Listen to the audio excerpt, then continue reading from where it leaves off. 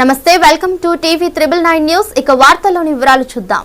Kothagudem bar association ఆధ్వర్యంలో రుద్రంపూర్లో జరిగిన cricket పోటీలు ప్రారంభ సూచికగా బ్యాటింగ్ చేస్తున్న జిల్లా జడ్జి వసంత్ పాటిల్, బౌలింగ్ చేస్తున్న బార్ అసోసియేషన్ అధ్యక్షుడు రమేష్ కుమార్ మక్కడ్ పాల్గొన్న principal senior civil judge Shrimati G Bhanumati మరియు principal junior civil judge B Ramarao, న్యాయవాదులు, గుమాస్తాలు, కోర్టు సిబ్బంది పాల్గొంటున్నారు.